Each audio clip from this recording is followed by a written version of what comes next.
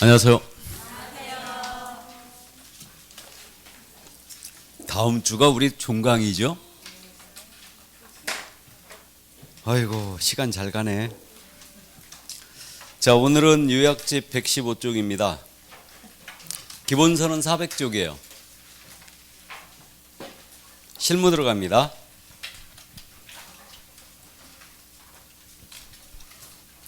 우리 과목이 법령과 실무로 구성되어 있다고 그랬어요. 공인중개사 법령과 중개실무 이렇게 돼 있는데 법령 쪽에 출제 비중이 70%라고 그랬죠. 그다음에 실무가 30%. 근데 최근 시험에서는 법령 쪽에서 80%, 그다음에 실무에서는 20%입니다. 그래서 문제 반산하면요, 법령 쪽은 이제 28개가 나오는 거고, 그다음에 실무 쪽은 8개밖에 안 나옵니다. 아닌데? 이 80%면 32개고, 그다음에 실무 쪽은 8개가 출제가 되는 거예요. 지금 현재 이렇게 돼 있습니다. 네, 산업인력공단 쪽에서는 지금 7대3 비중으로 출제하겠다, 이렇게 공고한 바가 있죠. 일단 그러나 이제 최근 시험은 계속 8대2 정도, 80%가 법령이고 실무가 지금 8개예요. 그러니까 실무가 지금 8개이기 때문에 나오는 곳이 딱딱 정해져 있습니다. 그래서 이것을 위주로 이제 보고 넘어갑니다. 자, 그럼 115쪽에 실무의 범위 나와 있거든요. 실무가 진행되는 과정이에요, 이건 시험에 내지 않습니다. 그래서 실무가 진행되는 과정인데, 일단 이 토지를 갑이 갖고 있어요. 을과 거래하십니다. 이 거래를 A가 소개하는데 내 토지 팔아주세요. 알았어요. 중개 의뢰 받았죠. 그럼 실무가 출발하는 거예요. 그러니까 실무는 중개 계약서부터 출발합니다. 그리고 이제 이 A는 이 토지를 어떻게 중개할까 하고 계획을 세워요. 이게 실무의 두 번째 단계. 다음에 이제 이 물건에 대한 조사 확인 들어갑니다. 이게 실무의 세 번째 단계. 그래서 이제 공부 발급받아 보고요, 직접 현장 가서 살펴보는 겁니다. 자, 그런 다음에 이제 을을 상대로 판매 활동을 펼칩니다. 이게 중개 활동이라고 그러고요. 이게 실무의 네 번째 단계. 자, 그리고 갑을 사이에 이 토지에 대한 매매 기한 임대차와 같은 계약 체결돼요. 이것을 거래 계약이라고 그러고요. 그럼 이제 계약의 체결로서 중개는 완성이 된다. 계약서 작성 교부해 주고요. 확인 설명서 작성 교부도 해 줍니다. 그리고 이제 매매를 하면 부동산 거래 신고도 들어가는 거예요. 그런 다음에 마지막으로 계약의 이행에 관여합니다. 그래서 이게 이제 실무가 진행되는 과정이에요. 실무의 범위가 어디까지냐, 이걸 따지는데 실무의 범위는 중개계약서부터 거래계약 체결까지로 보고 있어요. 여기까지. 이때가 중개 완성된 거거든요. 그럼 이론적으로 보면 계약의 이행은 실무에 해당한다, 안 한다? 안 한다는 얘기예요. 근데 논의의 실익이 없어요. 실질적으로 실무에서 다 하고 있거든요, 이거. 그래서 우리는 이 부분, 계약의 이행 관련 부분은 실무가 아니라고 하지만 여기에 관련된 법들을 별도로 공부해요. 그래서 이제 우리 교재 그 개별적 중개 실무 그래가지고 마지막에 이제 편제가 돼 있는데 등기 관련법을 공부합니다. 그래서 부동산 등기 특별주체법이라든가 부동산 실권리자 명의듣기 현황 법률, 부동산 실명법이죠. 이건 민법에서 공부하고 계약서의 검인제도가 특조법인데 이 특별주체법의 내용은 이제 공시법 시간에 들어볼 거예요. 그 다음에 주택상가 임대차 보호법, 그리고 경매에 관한 내용과 매수신청 대리인 등록이 있죠. 그래서 경매업무를 수행하기 위해서는 대리인 등록을 하고 있는데 이 대리인 등록 규칙의 내용을 일단 공부합니다. 그래서 이게 이제 우리 개별적 중개 실무다 그래갖고 마지막에 편제가 되어 있어요. 그러면 지금 중개 실무는 중개계약서부터 거래계약 체결까지입니다. 그리고 이 사이에 벌어지는 개공의 활동 중에서 계약 체결을 목적으로 한 활동만 실무로 잡아요. 따라서 계약 체결과 무관한 활동이에요. 인장을 등록한다든가 보증을 설정한다든가 협회에 가입을 합니다. 그 다음에 정보마에 가입해요. 고용인을 고용한다. 이러한 것들은 중개업을 영위하기 위한 전제활동이죠. 실무가 아닙니다. 일단 그럼 실무는 중개계약 계획, 조사 확인, 중개활동, 그 다음에 계약서의 작성, 설명서 작성이고요. 그 다음에 이제 계약 이행 관련법, 요거는 이제 실무는 아니지만 요걸 별도로 공부해요. 출제는 8개라고 그랬는데 일단 조사 확인해서 4개 정도예요. 그 다음에 나머지는 내지 않습니다. 여기 개별적 중개실무 쪽에서 주임법, 상김법 각각 하나. 그러니까 이게 2개죠. 그 다음에 경매 하나, 대리인 등록 하나 해가지고 여기서 4개 정도가 출제돼요. 다만 작년 30회 시험, 작년에는요 중개계약서 작성 요령, 여기서 중개계약서 내용을 하나 물었어요. 그 다음에 조사 확인 쪽에서 3개를 물었고 나머지에서 4개를 물었던 겁니다. 다. 그래서 이 정도 감을 잡아두시면 되겠네요. 그래서 조사 확인과 계약의 이행 관련법이 주타겟이라는 얘기죠. 그러니까 오늘 여기까지 나가는 거예요. 요것만 남겨놓고 이제 여기까지 다 뛸 겁니다. 일단은 자, 그럼 115조 내용 다 봤어요? 넘어갑니다. 중개 의뢰수 및 중개 계약이에요. 자, 이제 실무에서 중개 계약으로 들어왔거든요. 이제 실무가 출발하는 거예요. 의뢰 받는 겁니다. 중개대상물의 소집이 있는데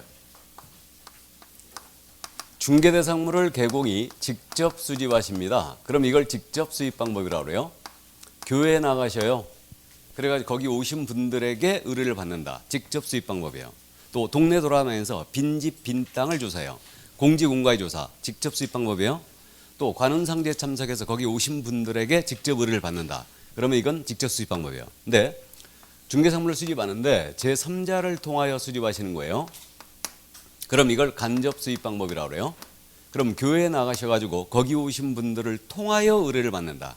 그러면 간접 수입 방법이에요. 관훈상제 참석해서 거기 오신 분들을 통하여 의뢰받아요. 그러면 간접 수입 방법입니다. 그럼 여기에 제3자에 들어가서 안 될 자가 딱 한 명 있거든요. 그 자가 누구냐면 우리는 무등록 중개업을 하는 자입니다. 이 자를 통하여 중개 의뢰를 받으면 돼요, 안 돼요? 안 되죠. 그러니까 이 자는 들어가면 안 됩니다. 그래서 이 정도만 이해해 두시면 돼요. 자, 그 다음에 중개계약의 수집을 다 봤고요. 중개계약의 법적 성질, 서면화, 유형화의 장점이 나옵니다. 중개계약의 성질은 여러분들이 이제 민법을 공부하시면 금방 탄력을 받으니까 넘어가는데 우리 중개계약은 통상적으로 구두로 체결하죠.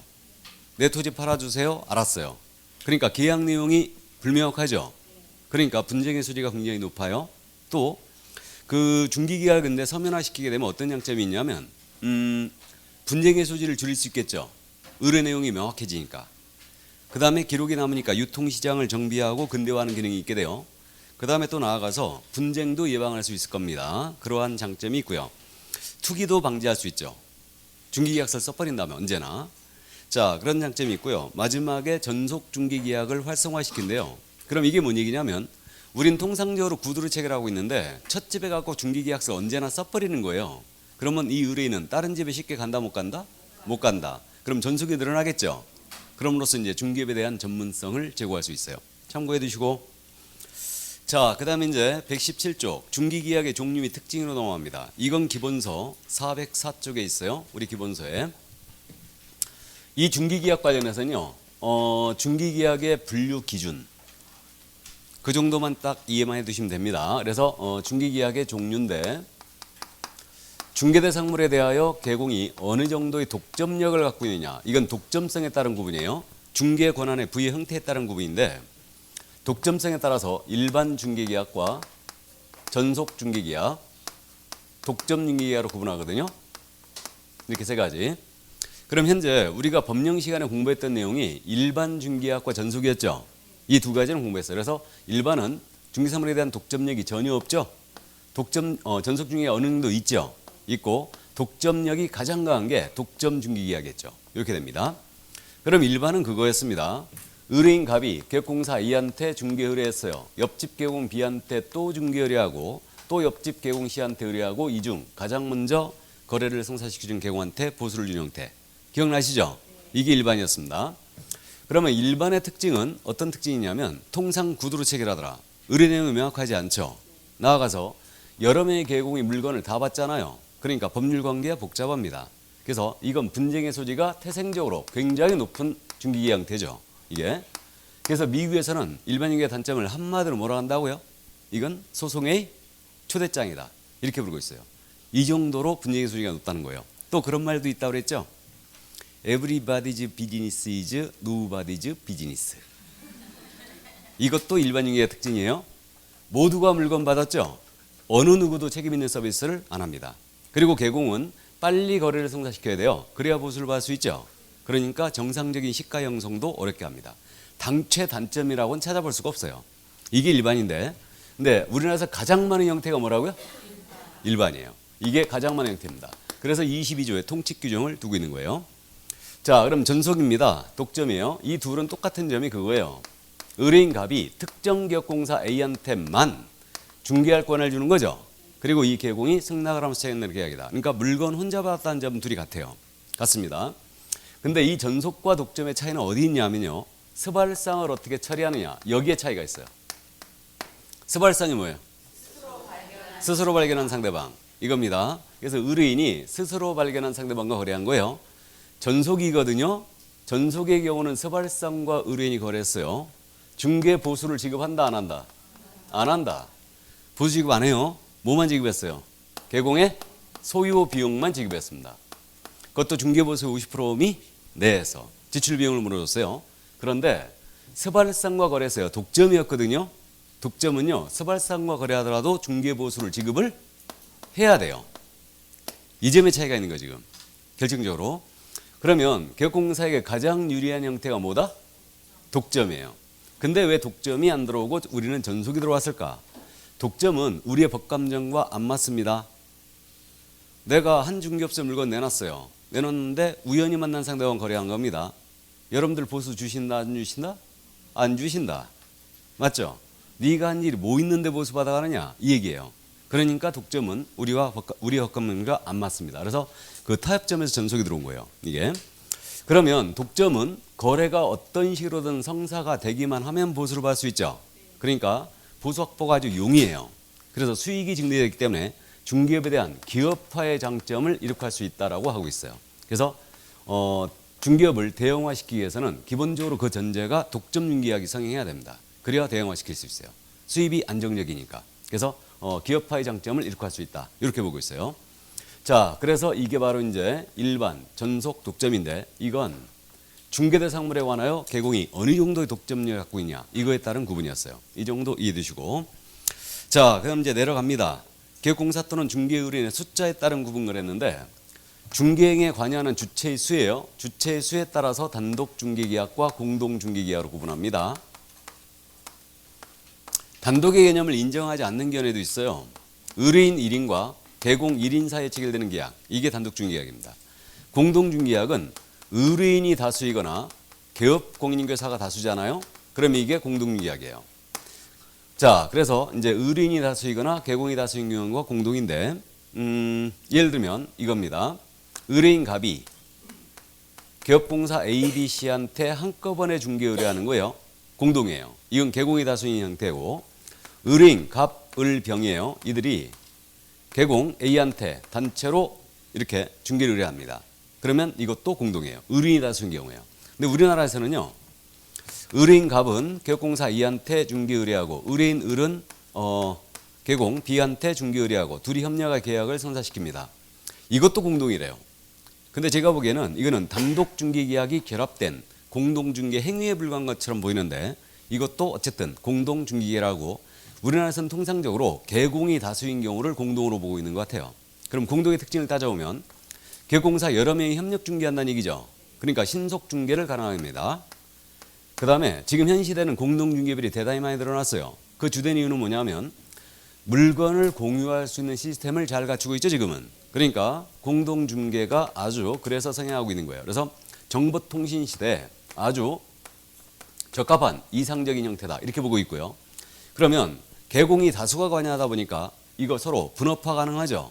토지 전문, 오피 전문, 아파트 전문 이런 식으로. 그래서 중개업에 대한 분업화 또는 조직화, 능률화, 효율화를 기할 수 있는 장점이 있어요. 이게 바로 이제 공동의 특징입니다. 이 공동은요 이렇게도 불러요. 전속이나 독점의 변형된 형태다. 이렇게도 부릅니다. 왜 그러냐면 이 공동이 탄생한 배경은 어디 있었냐면요. 전속이나 독점의 단점을 보완하기 위해서 탄생했어요. 이 독점은 미국에서 가장 생행하는 제도거든요. 그럼 독점의 단점은 뭐냐면 이거 물건을 혼자 받았어요. 근데 이자가 무능력합니다. 의뢰인이 피해 입더라 이거예요. 그러니까 다른 개공과 연합을 시킨 거죠. 거기서 공동이 탄생한 거예요. 그래서 미국에서는 독점이 가장 생행하지만 독점으로 갈 경우에는 이 경우에는 대다수 이렇게 공동과 결합하고 있다는 거죠. 그러니까 의뢰인이 개공 단체한테 물건을 줘버린 거예요. 그럼 이제 이 A가 무능력하더라도 B, C가 중개할 수 있기 때문에 독점의 단점을 피할 수 있어요. 이게 그래서 이게 그러면 독점이면서 공동일 수 있다는 얘기죠. 이 얘기예요. 그래서 이 두 가지 중개행에 관여하는 주체의 수에 따른 구분이었다. 그 정도 이해하시고 넘어가십니다. 정률, 정가, 순가 중개약이 등장합니다. 이거는 중개보수의 지급 형태에 따른 구분이에요. 중개보수를 어떻게 지급하느냐 이렇게 이제 구분하는데 정률 중개계약은 말 그대로입니다. 보수 요율을 정한 거죠. 중개보수 요율을 정합니다. 정하여 중개계약을 하는 거예요. 정가중개약은 중개보수액을 정한 거죠. 이게 그 다음에 순가중개약은 우리가 금지행위 때 공부했어요. 순가중개약은 차액으로 보수를 지급하는 거라고 그랬죠. 차액으로. 그래서 이 토지를 갖고 있는 갑입니다. 팔아달라고 중개 의뢰하면서 내 손에 5억만 쥐어줘. 나머지 차액은 모두 가져. 이거였죠. 또 사는 쪽에서도 가능한데 나는 예산이 5억이 있는데 이 토지가 마음에 든다. 이걸 구해주고 나머지 차액은 모두 보수로 가져라. 이거였습니다. 그래서 순가중개약은 의뢰인이 최저가나 최고가를 정하 중개 의뢰하고 그 차액을 중개 보수로 지급하는 거예요. 그러면 이 순가중개약은 의뢰인과 순가중개약을 체결했거든요. 체결하는 순간 법정 한도를 초과해서 이게 금지행위냐? 그건 아니라고 그랬죠. 약정 가지고는 절대 금지행위가 아니에요. 근데 후일 수수한 차액이 법정 한도를 초과했어요. 그럼 비로소 이제 금지행위로 간다고 그랬습니다. 그래서 이 순가중개약은 상대적 금지에 불과하지 당연 금지되는 중개계약은 아니라겠습니다. 그러나 우리 개업공사는 차액을 되도록 많이 챙겨야 되죠. 그러니까 부동산 투기를 조장할 우려가 있고 나아가서 부동산 거래처를 문란하게 할 우려가 있는 거죠. 일반적으로는 금지된다고 봐야 돼요. 그래서 차액 부분이 법정 한도를 넘길 게 거의 분명하거든요. 이게. 자, 그래서 여기까지. 이게 이제 중개계약의 종류 이렇게 구분해 봤는데 순가이면서 독점일 수 있나요? 있죠. 순가로 가는 경우는 독점으로 가는 게 유리합니다. 너도 차액 챙겨라. 너도 차액 챙겨라. 너도 차액 챙겨라. 그러면 별 의미가 없죠. 그러니까 순가는 독점과 굉장히 친해요. 그럼 순가이면서 공동이면서 독점일 수 있을까요? 있죠. 개공단체한테만 물건을 주면서 차액 모두 가져라. 그러면 순가이면서 공동이면서 독점일 수 있죠. 이해되시죠? 구분 기준이 틀리기 때문에. 또 여러분들의 오해를 많이 하는 게 뭐냐면 일반 전속 독점은 중개 권한의 부여 형태에 따른 구분이에요. 독점력에 따른 구분입니다. 이건 보수 확보가 용이하냐 아니냐였고 이걸 보수지급 형태로 오해하시면 안 돼요. 보수지급 형태는 정률, 정가, 순가입니다. 그래서 이 점 일단 구분해 놓으시고요. 자, 그럼 제2중개계약은 참고하시고 중개의뢰의 접수처리예요. 118조. 이제 물건을 접수하는 겁니다.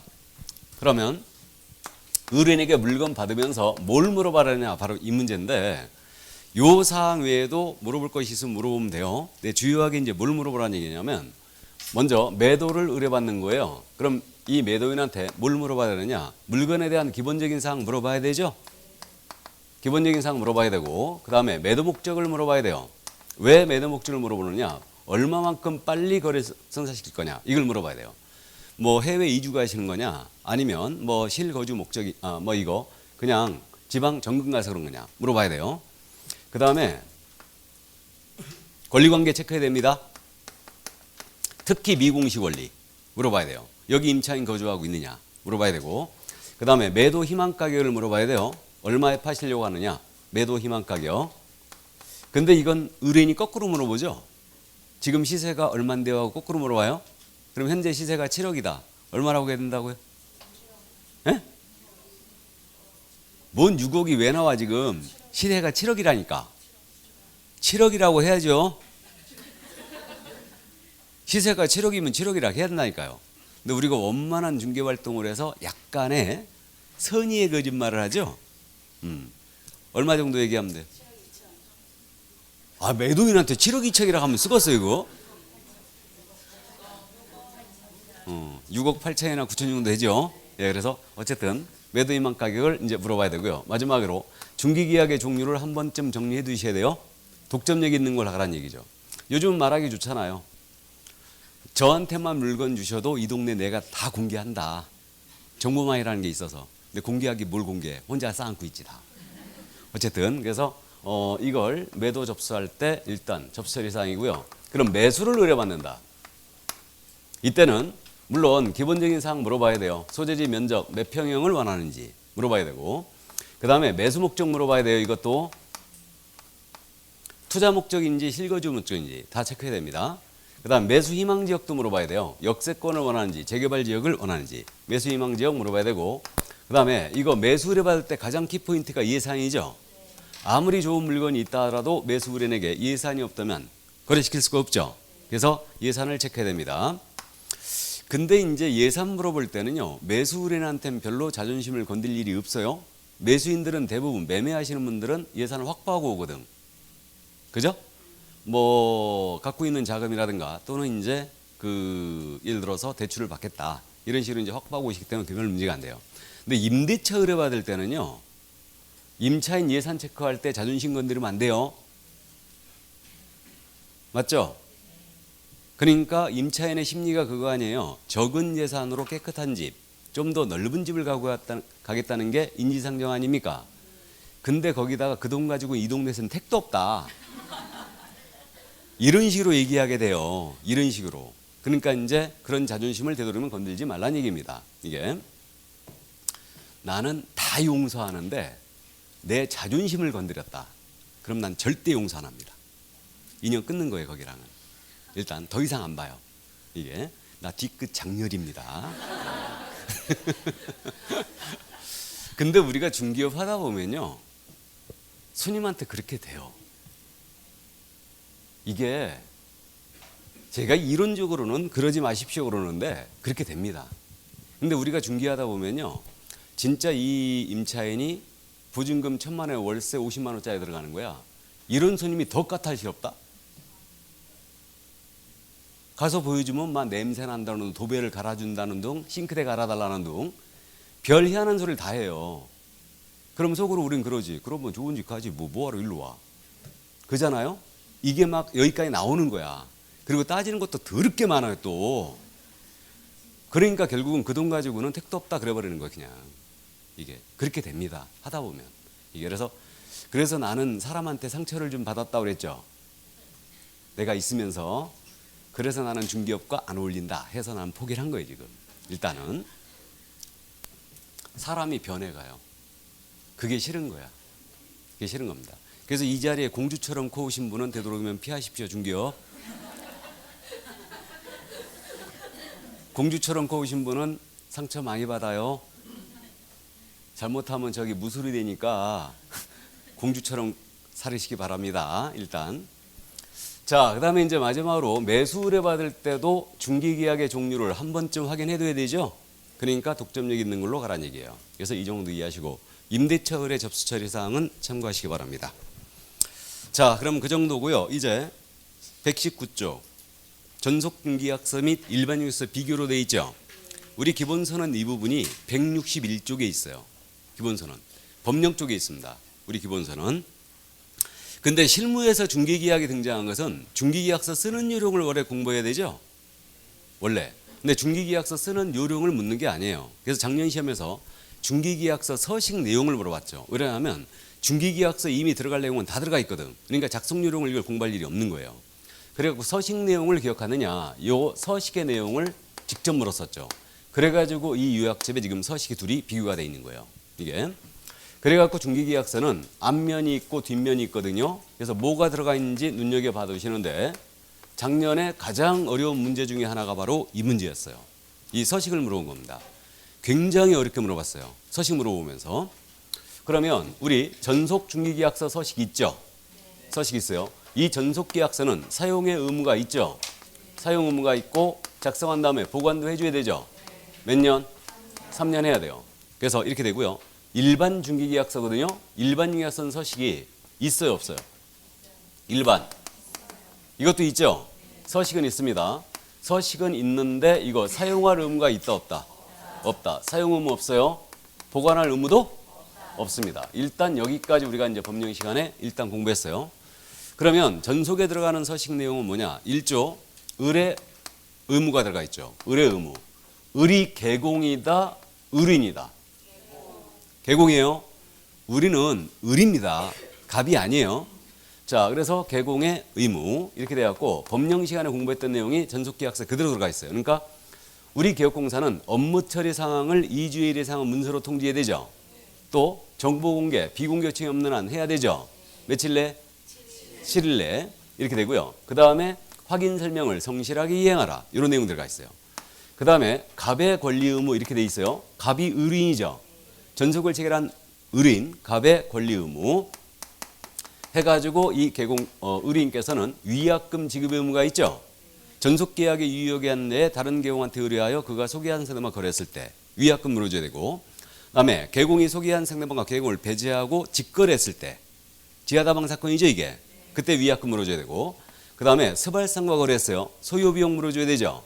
중개보수 50% 의미 내에서. 그다음에 확인 설명 의무 이해하는데 협조하라. 이런 내용 그대로 들어가 있어요. 그다음에 이제 3조 유효기간이 쓰는 난이에요. 그럼 전속은 유효기간이 명문이 있어요. 당사간의 약정에 따라 약정이 없으면 3개월로 한다. 이렇게 돼 있고요. 유효기간. 그 다음에 중개보수 쓰는 난이 있어요. 거래금액이 얼마. 이렇게 이제 있고요. 그 다음에 5조 손해배상 책임이에요. 그래서 중개보수 과다수령에서는 차액 환급하겠다. 확인설명 소리야 손해 입히면 그 손해를 배상하겠다. 이런 내용 들어가 있고, 6조는 이 계약에 정하지 않은 사항은 특약을 정할 수 있음이 있어요. 그래서 별도의 약정을 할 수가 있고요. 그 다음에 계공과 의뢰인이 여기다 두고 서명 또는 날인이죠. 그래서 이렇게 돼 있습니다. 이게 앞면의 내용이에요. 전속계약서 앞면의 내용이고, 그러면 전속계약서 뒷면의 내용은 어떻게 돼 있냐면 한 장 넘기면 있죠. 뒷면. 일단 전속계약서 뒷면 내용은 일단은 로마자 1번입니다. 권리 이전용으로 돼 있죠. 그러니까 물건 접수에 대한 현황이에요. 뒷면은. 그러니까 물건을 지금 받으면서 중개계약서를 쓰고 있기 때문에 권리 이전용 계약고 매도나 임대를 전속으로 의뢰받았어요. 그럼 여기다 뭘 기재하느냐면 소유자 및 등기 명의인, 그 다음에 물건의 표시. 물건의 표시는 토지와 건물로 나눠져 있죠. 그러니까 토지라는 소재지 면적, 지목, 지역지구 현재 용도 기재하고, 건물라는 소재지 건축연도 면적 구조 용도를 기재합니다. 그렇게 돼 있고요. 그 다음에 제세 공과금, 은행 융자금 이런 내용 쭉 들어가 있어요.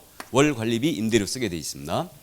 그 다음에 3번이 권리관계 쓰는 난이고, 4번이 규제 및 제한사항이에요. 5번이 중개 의뢰 금액을 쓰게 돼 있고요. 그 다음에 마지막으로 기타 사항을 기재하게 돼 있습니다. 그 다음에 로마자 2번은 권리 취득이에요. 권리 취득을 전속으로 의뢰받았다. 즉 매수나 임차를 의뢰받으면 여기다 뭘 기재하게 돼 있냐면 일단 희망 물건의 종류, 다음에 희망 가격, 희망 지역, 희망 조건을 기재하게 돼 있죠. 이게. 그래서 요 네 가지를 일단 기재하는 겁니다. 그 다음 마지막으로 중개 보수표 일단 여기다 수록을 하도록 돼 있죠. 이게 바로 전속계약서에 들어가는 내용이었어요. 그래서 그러면 전속계약서요, 물건 시설물의 상태라든가 이런 거 쓰란 얘기 있어요 없어요? 없죠? 이런 거 쓰란 얘기 없어요. 공시지가 쓰란 얘기 있어요 없어요? 없어요. 그래서 이런 내용 없습니다. 그럼 이제 일반 중개약서요. 다시 앞으로 가면 일반 중개약서는 1조 계공의 의무예요. 을의 의무. 을은 이 거래가 조속히 이루어지도록 성실히 노력해야 된다. 그래서 이런 내용 들어가 있고요. 그 다음에 2조 갑의 권리 의무 이런 내용 들어가 있는데, 갑의 권리 의무는 이 계약에 불구하고 다른 계공한테 의뢰할 수 있다. 다음에 확인 설명 의무 이해하는데 협조하라 이런 내용이 들어가 있습니다. 이게. 그리고 나머지 3조, 4조, 5조 손해배상 책임까지 모두 똑같죠 지금? 같다란 얘기죠? 그 다음에 뒷면 내용도 둘이 같다란 얘기예요. 그럼 결국은 마지막에 지금 손가락질인가요? 두 서식의 차이가 뭐만 있다는 얘기예요? 계공과 의뢰인의 권리 의무만 차이가 있죠? 나머지는 다 똑같다. 이게. 그래서 이 점을 또 이해해 두시고요. 그래서 작년 시험에서 이게 아주 무지하게 어렵게 냈다는 게 어떻게 물어봤냐면요. 일반 중개계약서를 물어본 거예요. 그래가지고 매수를 의뢰받을 때 기재할 내용을 모두 골라라 이렇게 낸 거예요 지금. 문제를. 그래 놓고 소유자 등기 명의인. 이건 매도 의뢰받을 때 기재할 사항이죠. 규제 및 제한사항. 매도 의뢰받을 때 기재할 사항이죠. 그럼 매수 의뢰받을 때는 희망 가격, 희망 지역, 희망 조건 이런 거 기재하는 거죠. 이해됩니까? 그럼 매수를 의뢰받을 때 유효기간 기재해야 돼 안 해요? 앞면 내용은 매도든 매수든 무조건 이거 기재해야 되죠. 이해되시죠? 그래서 이 문제가 작년 시험에서 굉장히 어려웠습니다. 이 문제가. 그래서 서식 내용을 물어보면 무조건 난이도 상이에요. 이거는. 자, 그래서 간만에 전속계약서와 일반계약서 계약을 물어봤습니다. 그러면 전속계약서하고 일반계약서 서식을 물어본 게 지금 현재 119쪽의 출제 빈도표를 보면 21회 때 물어봤었죠? 그랬다 거의 10년 만에 지금 30회 때 물어봤죠? 쉬는 게 맞겠죠, 올해? 일단 쉬어야죠? 쉬어야 됩니다. 안 쉬기만 해봐라. 오래 쉴 거예요, 아마. 참고하세요. 봐두시기만 하시고. 자, 그럼 이제 중사물의 조사 확인 들어갑니다. 121쪽. 자, 이제 조사 확인 들어왔는데 우리 기본서는 410쪽에 있어요. 요 내용이. 이제 실무의 조사 확인은 몇 번째 단계예요? 세 번째 단계. 세 번째 단계. 계획은 뛰어넘은 거죠. 여기서 이제 다른 과목이 다 연결돼요. 민법, 공시법, 세법, 그 다음에 뭐 나머지 공법 이런 것들이 다 연결됩니다. 그래서 이제 오늘은 여러분들이 공부가 얼마나 됐나, 수업을 잘 듣고 있나 한번 테스트를 해볼 거예요. 수업을 하면서 질문으로. 그래서 우리 학원의 원장님들이 교수 추천을 받을 때 누구한테 물어보게요? 누구 어떠냐고? 중개사법 선생님한테 물어본다. 중개사법은 다 관련이 돼 있거든. 그러니까 여러분한테 질문 딱 던져보면은 아, 공법 교수님이 잘 하고 계시구나 느낌이 딱 와요. 딱 옵니다.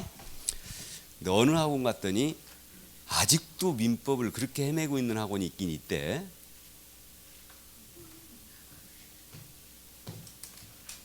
그죠? 어떻게 알아?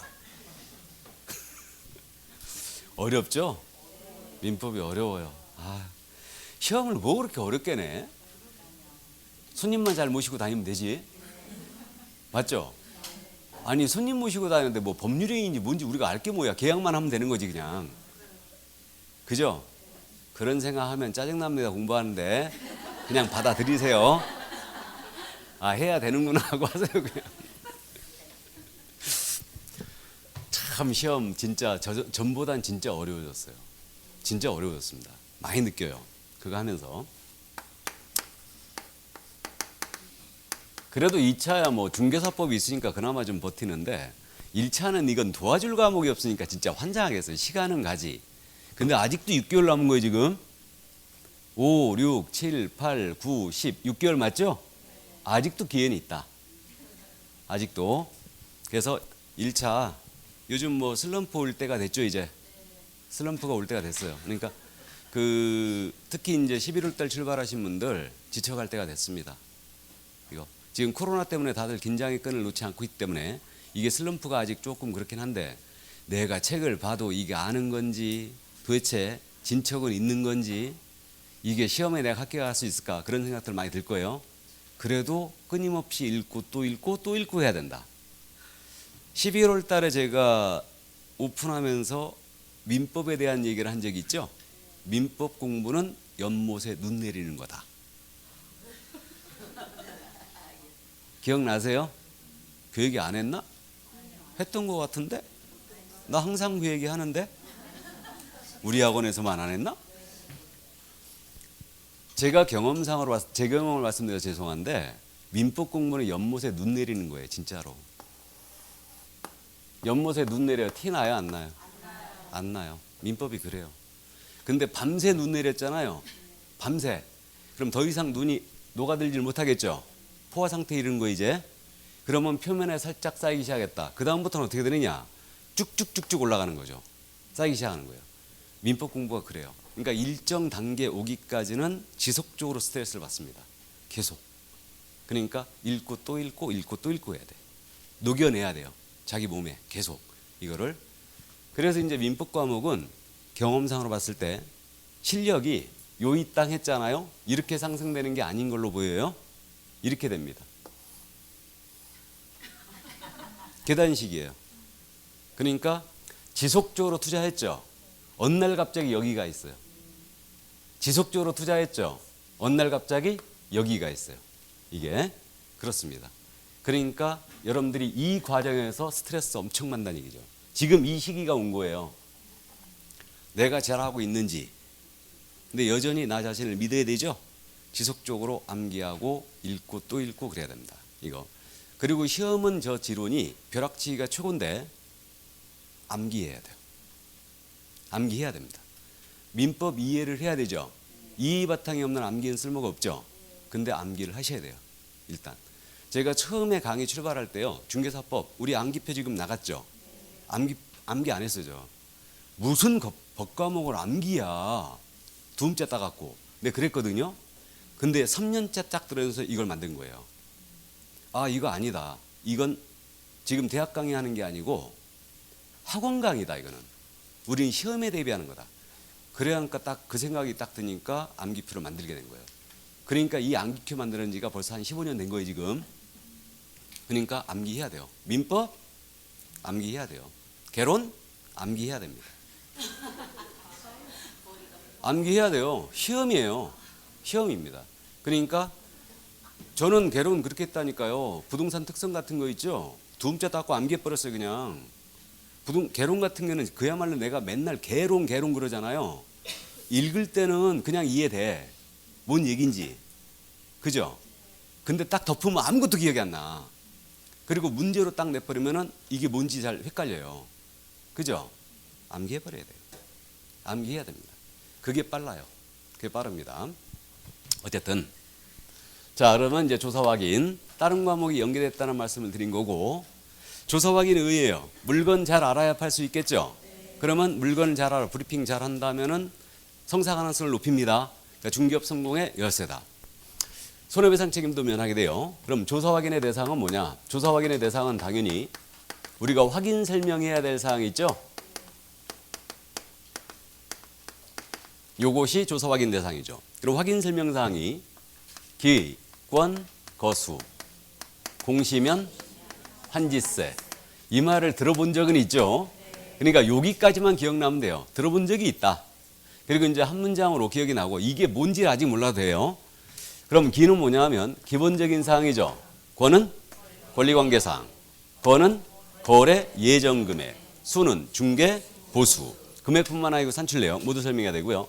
공은 공법상 이용제한 및 거래규제, 시는 시설물의 상태, 면은 벽면 도배 상태, 환경 조건, 일조 소음 진동, 그 다음에 지는 입지 조건, 그 다음에 세는 세금이죠. 취득 관련 조세 중립 및 세율이죠. 그래서 이것을 여기서는 어떻게 조사 확인하느냐, 그 방법론을 공부하는 거예요. 이거를. 자, 근데 이제 이 조사 확인의 방법은 크게 이제 두 가지로 나눠집니다. 하나는 이 사항에 대하여 공부를 발급받아 조사하는 거예요. 이게 공부상 조사의 방법이고, 또 하나는 이 사항이 모두 공부에 나타나는 게 아니죠. 그러니까 현장을 답사하여 조사합니다. 그래서 현장 답사 방법으로 일단 나눠지는데, 조사 확인의 방법은 이거 말고도 더 있죠. 지금 물건을 접수하면서 의뢰인에게 직접 물어보는 방법이 있죠. 그러니까 접수 처리하면서 물어보는 방법이 있고, 조사 확인했거든요. 공부상 조사든 현장사를 했어요. 그럼에도 불구하고 의심이 간다. 그러면 중개 의뢰인에게 상태에 관한 자료를 요구할 수도 있죠. 그래서 이러한 권한을 행사하여 조사 확인할 수도 있는데, 여기서 이제 주 타겟은 공부상 조사예요. 그러니까 시험 지문이 지금은 이걸 잘 안 묻지만 그렇게 물었다는 얘기예요. 지적도를 통하여 토지의 지형과 지세를 확인할 수 있다. 이런 식으로 물어봤어요. 그럼 지형은 토지의 모양이거든요. 지세는 토지의 경사거든요. 그럼 지적도로다가 지형은 확인할 수 있죠. 토지 모양이 네모인지 세모인지 확인할 수 있어요. 사다리꼴인지. 근데 지세는 토지의 경사죠. 확인할 수 없어요. 그러니까 결국은 우리는 지적도에 어떤 내용이 기재가 되는가를 알아야 된다는 얘기죠. 그래서 교재 121쪽에 공부상 조사 그래갖고 거기 쭉 토지 임야 대장으로 확인할 수 있는 사항 나열해놨잖아요 지금. 그죠? 그래가지고 쭉 나와 있는데, 이거는 시간이 매우 남으실 때 한번 보시고 한 장을 넘기시면 핵심이 있어요. 핵심. 조사 확인 기준 공부와 불일치 해결이라는 말 나와 있죠. 이건 우리 기본서 412쪽에 있는데 이 정도만 이해하고 가면 돼요. 이거는. 그래서 그 부분이 주 타겟이라는 얘기예요. 그러면 공부상 조사를 하는데 조사 확인의 기준 공부 그랬어요. 그럼 물건에 표시에 관한 사항이었다. 그럼 물건에 표시에 관한 사항이라 하면 소재지, 면적, 구조, 용도, 지목 얘기합니다. 이걸 물적 사항이라고도 부르고요. 또는 기본적인 사항이라고도 불러요. 이거는 그럼 물건에 표시에 관한 사항은 우선적으로 뭘 기준으로 조사해야 돼요? 대장이죠. 건축물 대장, 토지 대장, 지적도, 임야도 이런 것들을 기준으로 조사합니다. 물건에 표시에 관한 사항은. 근데 권리관계에 관한 사항이에요. 그럼 권리관계에 관한 사항은 등기사항 증명서를 기준으로 조사해야 되겠죠? 등기사항 증명서를 기준으로 조사한다. 그다음에 공법상 이용제한 및 거래규제요. 여기가 토지거래 허가구역인지 학교환경 위생정화구역인지 이런 것들을 조사합니다. 그럼 공법상 제한에 관한 사항은 토지 이용계획 확인서가 있죠. 토지 이용계획 확인서를 통하여 조사를 한다는 얘기죠. 이게 조사 확인의 기준 공부예요. 그러면 이 사항에 대해서 이게 기준 공부를 이해했으니까 공부끼리 서로 안 맞는 거예요. 누가 우선이냐의 문제가 생겼죠 이제. 그러면 이게 공부상 불일치에 관한 문제입니다. 그러니까 대장에 기재된 내용과 등기상 기재된 내용이 서로 안 맞았다는 얘기예요. 누가 우선이냐 문제인데 그럼 물건에 표시에 관한 사항이 대장과 등기과 안 맞아버린 거예요. 누가 우선이다? 대장이 당연히 우선이에요.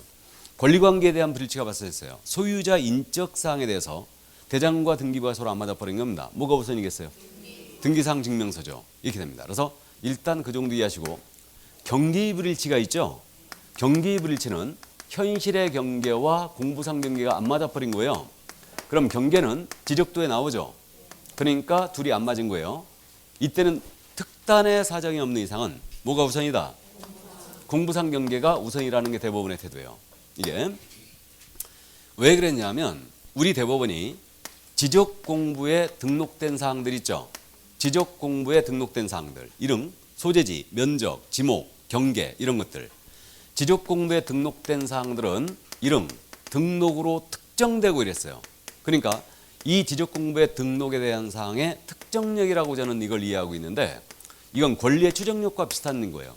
권리의 추정력과 우리 권리 등기에 대해서는 추정력이 있죠. 소유자로 만약에 성춘향이라고 등기가 돼 있는 거예요. 그러면 이 성춘향이 소유자라는 추정 같은 요력이 있는 거죠. 공신력은 있다 없다? 공신력은 없어요. 추정력은 있습니다. 자, 그와 비슷한 요력이에요. 그러니까 토지 대장상으로 이 토지의 면적이 100제곱미터라고 등록이 돼 있으면 이 토지는 면적이 100제곱미터라는 추정적인 요력 같은 게 있다는 얘기죠. 따라서 현실의 경계와 공부상 경계가 안 맞았다. 그러면 측량을 잘못했다는 그런 특단의 사정이 없는 이상은 공부상 경계가 우선이다. 이거 이해해 두시고요. 그러면 이 특정력을 확장한 해석이 있었거든요. 이 토지가 토지 대장상으로는 분필에 등기가 된 적이 없어요. 분필을 낸 바가 없어요. 분필이 된 바가 없습니다. 근데 희한하게 이 토지 등기부상으로 분필에 등기가 있었던 거예요. 이게 분할의 효과가 발생하느냐? 안 한다는 거죠. 이 등기 자체가 무효란 얘기예요. 그러니까 대장상으로 분필이 된 바가 없다면 서로 등기상으로 분필이 등기가 돼 있어도 분필의 효과가 발생하는 것은 없다. 이 등기는 무효라는 거예요. 그래서 이 정도로 특정력을 확장해서 가고 있고요. 그러면 이런 사태가 벌어졌어요. 현실의 경계와 공부상 경계가 불일치한 사태가 벌어졌습니다. 이때 개공은 측량까지 하여 설명할 의무는 있다 없다? 없다라는 게 우리 대법원의 태도입니다. 그래서 핵심 부분, 이 부분은 이해를 꼭 해두셔야 됩니다. 그럼 나머지 이제 공부에 나타나지 않는 사항은 현장 답사에 조사하는 거예요. 자, 그래서 그 정도 이해해 두시고 그럼 이제 우리는 총설에 대한 부분은 여기까지 이제 다 본 거예요. 다 봤고 이제 개별적으로 확인 설명 사항을 조사 확인해야 된다고 그랬죠. 근데 우리 대법원은요. 이 확인 설명 사항은 의무적으로 조사 확인해 설명해야 된다. 근데 여기에 없는 사항일지라도 의뢰인에게 계약 체결 여부를 결정하는데 중요한 자료가 된다면 선관주의를 다해 조사한 다음에 브리핑하라는 게 대법원의 태도였죠. 기억나시죠? 자, 그래서 그 정도 이해하시고요. 그럼 이제 우리는 순서대로 기본적인 사항, 권리관계에 관한 사항의 조사 순서대로 나가는 거예요. 그래서 이제 교재 123쪽에 기본적인 사항의 조사가 등장했죠. 이건 우리 기본서 415쪽에 있는 겁니다. 그래서 이거는 소재지, 지목, 면적 이런 것들 조사하는데 경계도 마찬가지고요. 지형도 마찬가지, 지세는 현장 답사해 줘야 되죠. 다음에 이제 건물에 관한 사항도 쭉 조사를 해 주는데 이때 그저 면적 환산 있죠. 중간에 있죠. 우리 면적에 대해서는요. 미터법 쓰고 있죠. 그러면 제곱미터로 표시하라는 얘기예요. 근데 제곱미터로 표시해야 되는데 평을 쓰면 된다 안 된다? 안 된다. 그럼 제곱미터를 평으로 환산하는 거예요. 곱하기 몇을 하면 돼요?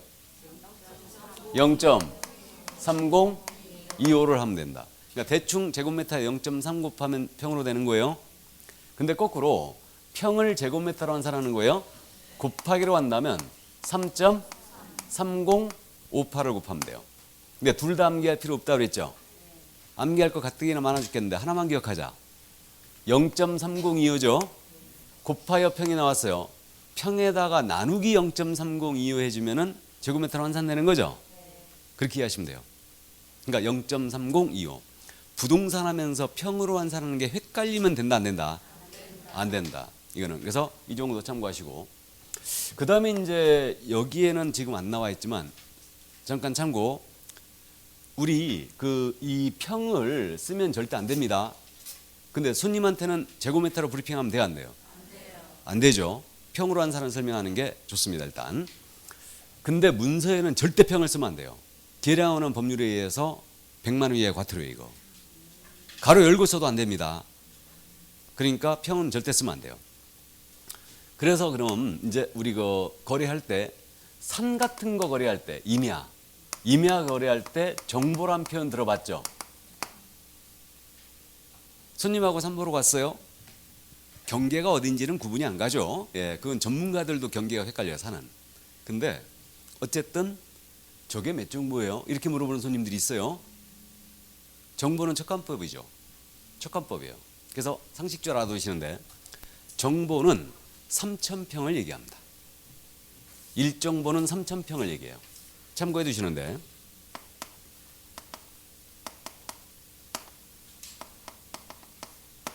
산은 대규모로 거래되는 경우가 많죠. 그러니까 일정보가 몇 평이라고요? 3,000평. 근데 우리가 그 뉴스 보면 불났을 때, 산불 났을 때 헥타르란 표현을 쓰죠. 몇 헥타르가 소실됐다. 이 헥타르란 표현 이제 참고해 두시는데 1헥타르는요. 1헥타르는 이렇게 기억하시는 게 더 좋을 거예요. 사방이 100m. 이게 1헥타르예요. 그러니까 가로 세로 각각 100m라는 얘기죠. 이게 1헥타르다. 그러면 면적으로 한 사람이 이거 몇이에요? 만 제곱미터죠. 만 제곱미터가 1헥타르예요. 이거 평으로 한 사람 몇 평 나와요? 예? 3,025평이잖아요. 만에다가 0.3025 하면은 3,025평 나오잖아요. 똑같네? 이해되세요? 우리 조상들의 지혜입니다. 일정보하고 1헥타르는 같은 표현이에요. 같은 표현입니다. 근데 손님이 저거 몇 정보에 물어봤는데 저거 4헥타르입니다. 이렇게 얘기하면 알아들어 못 알아. 근데 3,000평이라는 거 이해되세요? 정확하게는 얼마? 3,025평이에요. 사방 100m. 참고하세요. 그러니까 부동산 하면서 특히 땅 하시는 분이 알고 있어야 되죠. 그래서 이제 그런 것들 나중에 더 기회가 있으면 뭐 일단 뭐 이런 것들 다 알려드리는데 그냥 참고하세요. 이 정도만. 자, 그럼 기본적인 사항의 조사 이 정도만 하고요. 넘어갑니다. 124쪽에 그 판례가 나와 있는데 이건 설명했어요. 지적공부의 특정력. 일정한 토지가 지적공부에 한필토지로 등록된 경우 그 토지의 소재, 지번, 지목, 지정 및 경계는 이름, 그 등록으로 특정된다고 그랬죠. 이걸 저는 특정리라고 그런다고 그랬고 그럼 그 토지 소유권의 범위도 지적공부상 경계로 확정되어지겠죠. 소유권의 범위도 지적공부상 경계로 확정되어진다. 현실의 경계와는 관계없다는 얘기죠. 그 다음에 이제 2번 판례 얘기했어요. 말씀드렸습니다. 현실의 경계와 지적공부상 경계가 불일치했다. 공부상 경계가 우선이라고 그랬죠. 말씀드렸고 그러면 거기 3번 판례로 내려갑니다. 분필 절차를 거치지 않은 분필 등기 효력 무효라고 그랬어요. 지금 이것도 말씀드렸는데 공간정보의 구축 및 관리 등에 관한 법률상의 분할 절차를 거치지 아니하는 한 한 개의 토지로서 등기의 목적이 될 수 없는 것이며 설사 등기부에만 분필의 등기가 실행되었다 해도 이로써 분필 효과가 발생할 수는 없는 것이므로 그 등기는 무효이다. 알아보시겠죠?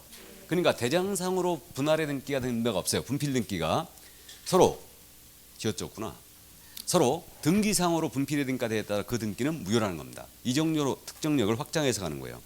나머진 참고하시고 그 6번 판례 있죠. 무허건물 대장의 소유자로 등재되었다 해도 추정력이 인정되지 않는다 그랬어요. 이거는 15회 때 딱 한 번 물어봤는데 우리 동사무소에서요. 무허건물 대장을 관리하고 있거든요. 비치 관리하고 있는데 이거는 무허건물 대장의 소유자로 등재되었다 하여도 이건 관리의 편의상 행정 편의상 작성된 대장일 뿐 그 권리자로 추정되는 효력도 인정하지 않는다는 거예요. 소유자로 등재했다 해도. 참고해 두세요. 자, 그럼 여기까지 이제 기본적인 사항 조사가 다 끝났고요. 이제 권리관계 조사로 넘어가는데 이건 우리 기본서 420쪽에 있습니다. 420쪽에. 그러면 권리관계 조사를 하는 주요 목적은 권리상 하자를 발견하는 거죠. 그럼으로써 의뢰인에게 그 경제적 행정적 부담을 어느 정도 안기느냐 이걸 밝힘으로써 권리관계 조사를 하는 겁니다. 그러고자 그걸 밝히고자. 근데 우리나라 사고는요. 중개사고가 대부분이 권리관계 사고예요. 왜 그러냐면 등기의 공신력이 없기 때문에. 또 우리는 관습상의 물권들이 인정되고 있죠. 특히 분묘기지권, 법정상권 이런 것들이 인정되고 있어요. 이게 물권으로 인정되고 있다는 데 심각성이 더 있는 겁니다. 등기도 안 돼 있음에도 불구하고. 그 다음에 우리는 공법상 규제가 너무너무 많죠 지금. 이걸 놓쳐가지고 사고가 나는 거예요. 그래서 이제 이게 권리관계 사고의 주요 발생 이유고. 그럼 권리관계 조사는 기본적으로 등기부를 통한 조사를 하게 되죠. 그래가지고 우리 과목 쪽에서 이제 등기법에서 공부했던 내용 있죠. 이걸 우리 쪽에서 직접 물어보기도 했었어요.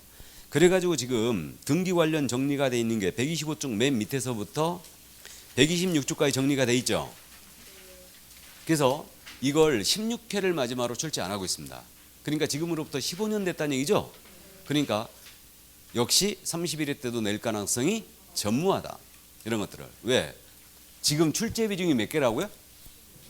8개밖에 안 돼요. 맞죠? 그러면 이거 다른 중요한 것들을 물어봐야 되는데 이런 씨알 데 없는 거 물어보면은 낼 데가 없죠 지금. 그러니까 참고해 두시고요. 자, 그럼 이제 공부상 표시가 안 된 것들은 현장 답사에 조사해야 되죠. 그럼 이제 현장 답사요 조사하는데 미공식 원리를 조사한다는 얘기예요. 그러면 결국은 미공식 원리, 공시되지 아니한 권리들은 현장 탐문 활동을 통하여 조사하는데 미공식 원리를 나열해보면 일단은 유치권이 있습니다. 법정 지상권이 있죠. 그 다음에 분묘기지권도 있어요.